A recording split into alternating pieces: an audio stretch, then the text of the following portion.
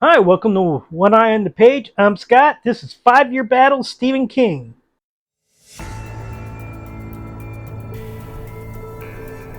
We are in the final 8 right now. We've had The Stand in different seasons move on to the final 4, beating the Dark Tower 7 and On Writing, respectively. We have this week It versus 11/22/63. And next week we will be having Insomnia versus Revival. With The Stand versus Dark Tower 7, it seemed like that there was a ready answer that I somehow still made a 20-minute video about. And it appears that there's probably the case right now.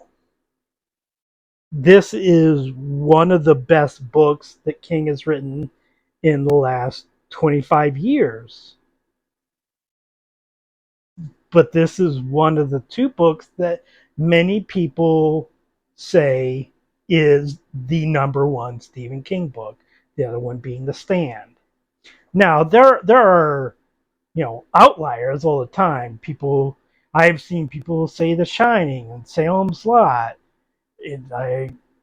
I'm not saying it's the case, but I have a dark horse in Insomnia. And if I do end up picking that, and I have to repeat myself here, I don't know what I'm picking until I'm doing the video, until I'm in the middle of the video. Well, I know which one may be the pick. I'm not 100% sure. So we'll see. So let's go ahead and talk about the Stand. Let's go ahead and talk about it. Published in 1984, King writes, I'm not sure where he wrote it, but I remember reading it, that it basically started with the thought about the 3 Billy Goats Gruff, the the monster under the bridge, basically, and that is what it's about. Of course, everybody knows Pennywise the clown, which is a large part of it because clowns are scary. I inadvertently made my eldest kid afraid of clowns by letting him watch the It miniseries when they were too young, maybe. She'll say yes. But the clown isn't the only manifestation that Pennywise, Robert Gray, however you want to call it, portrays. The werewolves and people's fathers, people's brothers. It's basically different things for different people. It's what you're scared of. And of course, what you're scared of tends to work better on children. So it's a tale of evil, and it's set in 2 timelines. First 1958 and then 1985.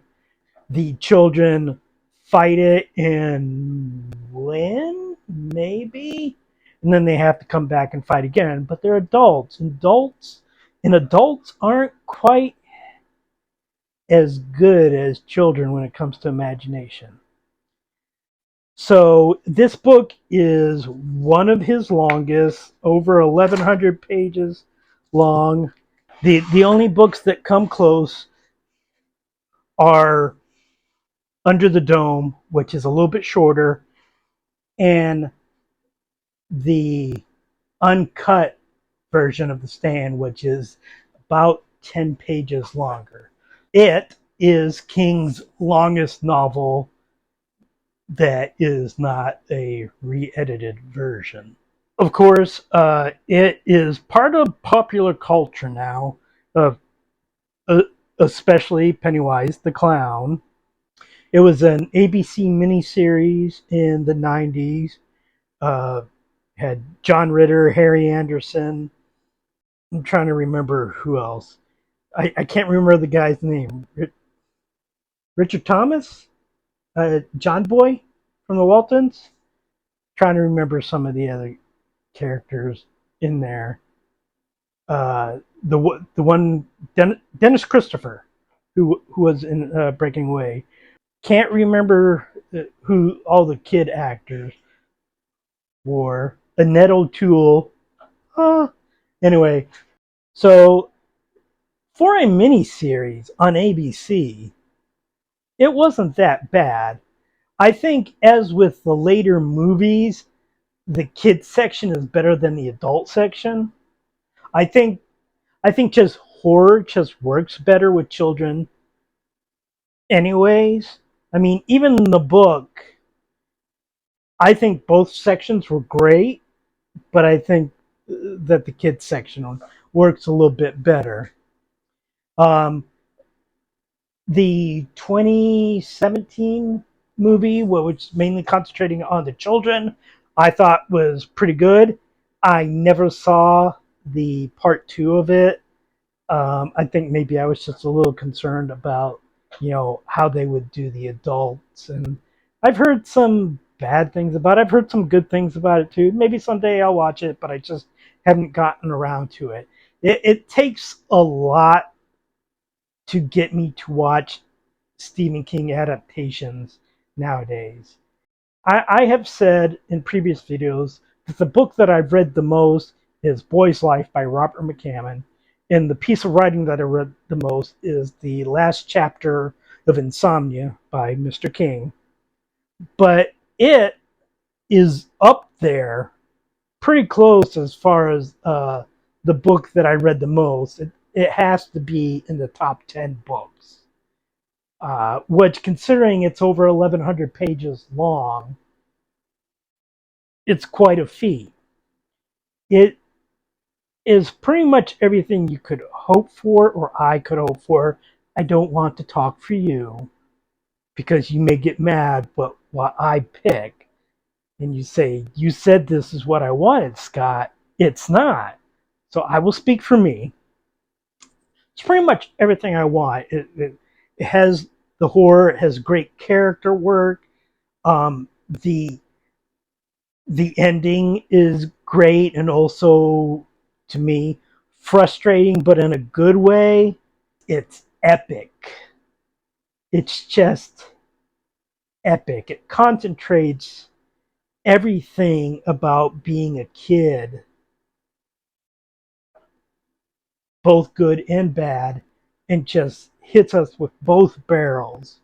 And also what it's like being adult having been that kid. We all remember our childhood a little bit different than what it actually happens. I think maybe, again, I'll speak for me, not for you. You're a perfect person.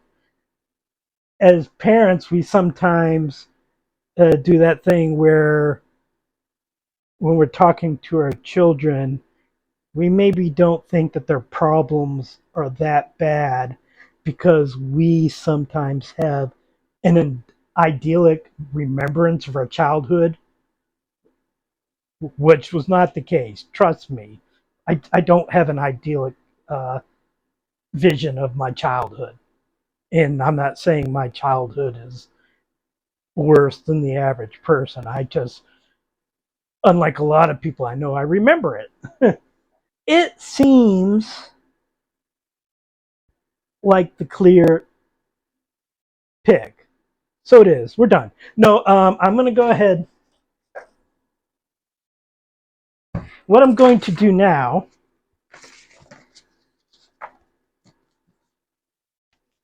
is attempt to talk myself into picking 11/22/63. I have to give this an honest look. This is a great book. Again, one of his best books in the last 25 years. I will get it out of the way right now. I don't know about the miniseries because I don't watch things nowadays with James Franco in them. So, I kind of talk about adaptations and stuff when I have a chance, but I don't know. I've heard some good, some bad. It has James Franco in it, and if you can deal with that, watch it. I mean, I have my own reasons for not watching it, but I'm not going to judge anybody else for doing so.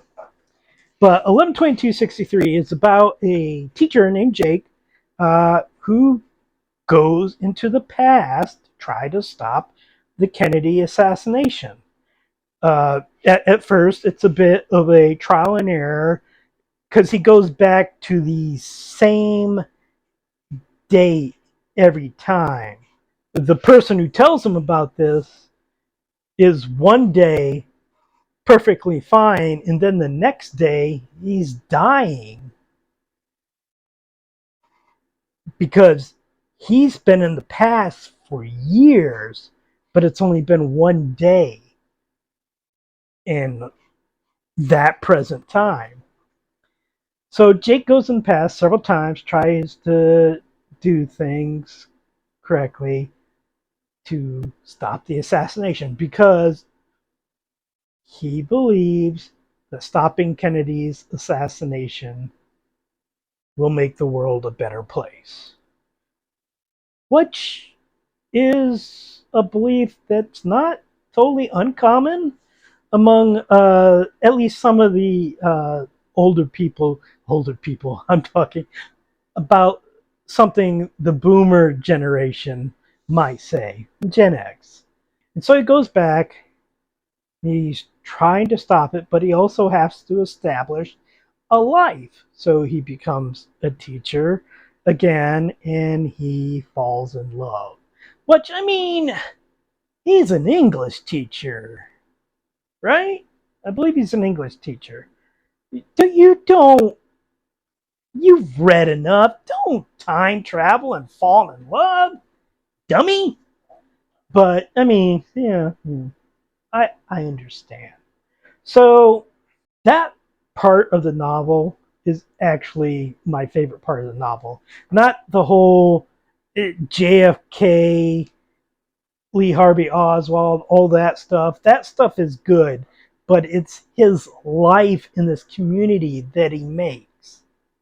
Uh, the romance is fine, but honestly, it's the whole life that he has in this town that is, to me, the best part of the book.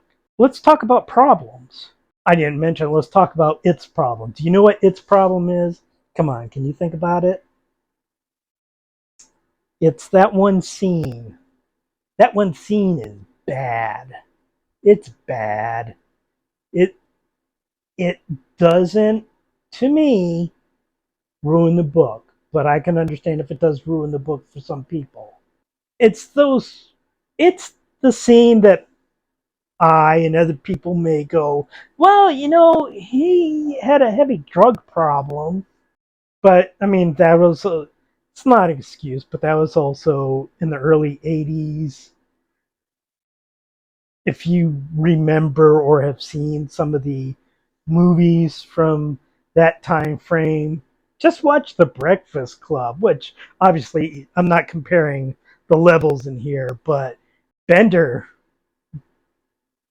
is a douche and basically sexually assaults Claire. I'll be honest, when I first saw the movie, never crossed my mind. What happened in Revenge of the Nerds? Which, if you know, you know. And if you don't, you don't. So that scene is pretty bad. King in the 80s wasn't necessarily, from what I see, super knowledgeable about homosexuality. Although his writing tended to stereotype, I think it still presented a much better portrayal of Adrian Mellon than any of the people who assaulted him. So, I mean, that to me, straight white guy, that was a minor issue that is just the ignorance of the time, considering You know, this was the 80s, Ronald Reagan, how people viewed AIDS back then. What King was writing was pretty damn progressive. And I mean, for then, obviously, we look back and go like, dude, but still. So that brings me to, those were the main problems I had with it. And I'll be honest, I first read it when it first came out. I didn't have the problems then. I was a teenager then. I was dumb. So 11/22/63, I honestly I don't have any problems with how King wrote things, any characters that he portrayed. My problem is a problem that I usually roll my eyes at when other people bring this up in reference to King. My problem was with the ending. I understand why the ending was what it was. And apparently, it was a different ending at first. And I think it maybe was a little bit pessimistic, more pessimistic. But his son, Joe Hill, the author, talked him into writing this ending.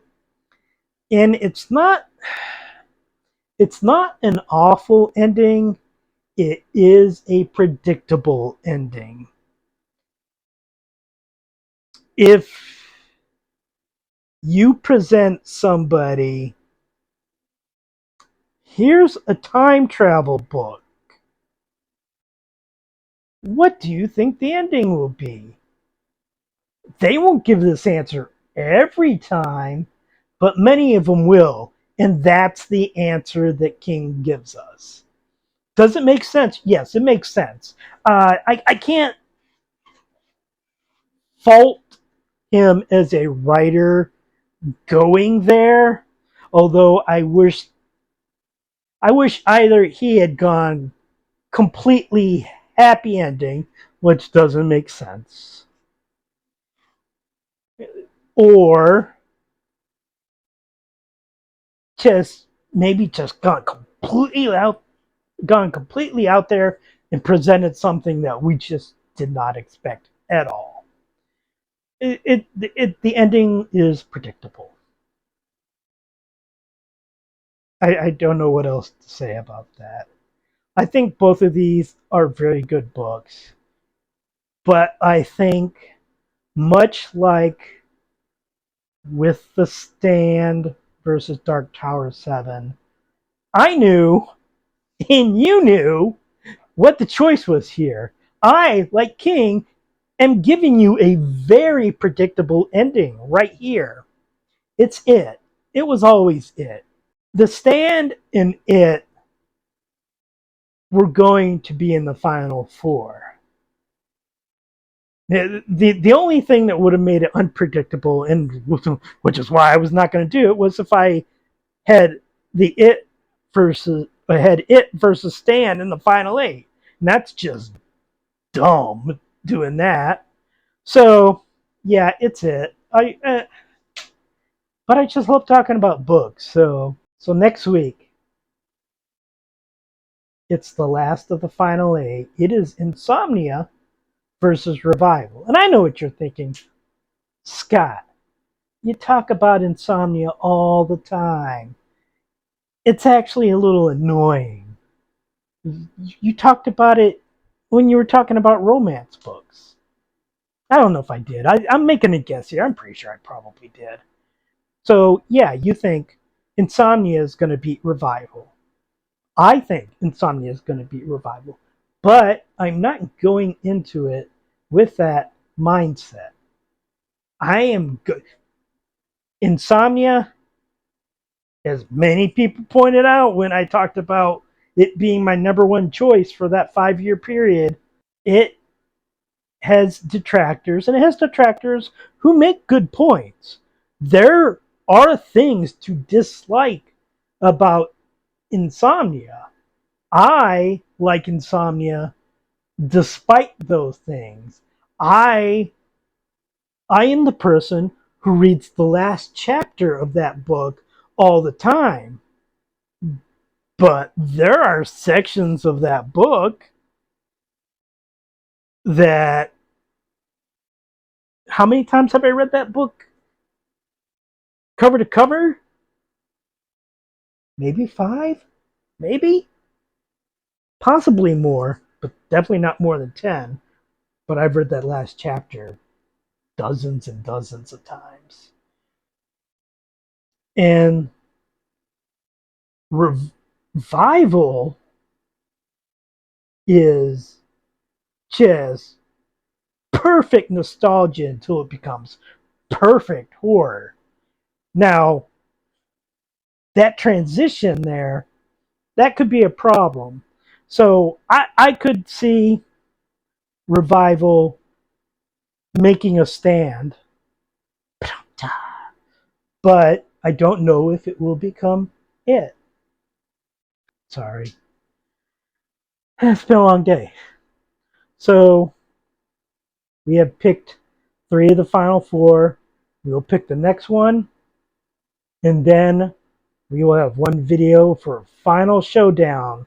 It will be The Stand versus different seasons, and It versus Insomnia or The Revival, and then it will be the winner of those two in a final. Because I'm not going to talk much about the books in that video because I've done this. We will fight it out. So thank you for watching. Please like and subscribe. Leave a comment.